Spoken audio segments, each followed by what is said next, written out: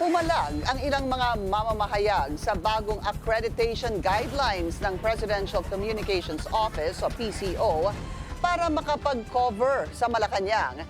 Pero hindi pa naman daw ito pinal ayon sa ahensya. Ang detalye sa Agenda Report ni Pierre Pastor. Status quo o hindi mo na itutuloy ang pagpapatupad ng bagong panuntunan sa pagbibigay ng accreditation at re-accreditation sa Malacanang beat reporters at crew.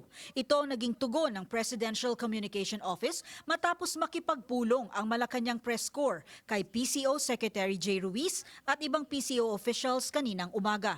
Tingin kasi ng ilang mamamahayag, diskriminasyon at nagbabadyang pagsikil sa press freedom ang ilang probisyon ng bagong guidelines.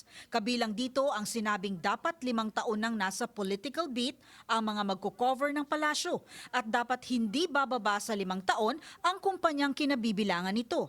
Maraming baguhang news organization ang tatamaan nito, kabilang na ang Billionaire News Channel.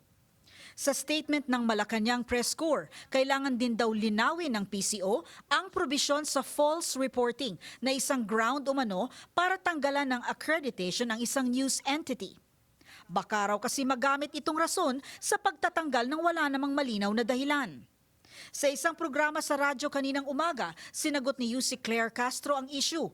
Hindi pa naman daw pinal ang guidelines at kaya raw ito ginawa ay para sa seguridad ng palasyo.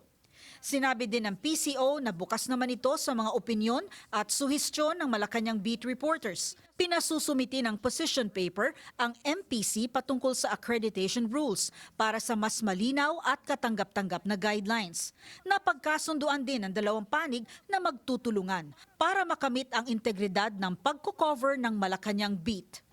Sa huli, pinaninindigan ng Malacanang Press Corps na poprotektahan ang interes ng mga miyembro nito.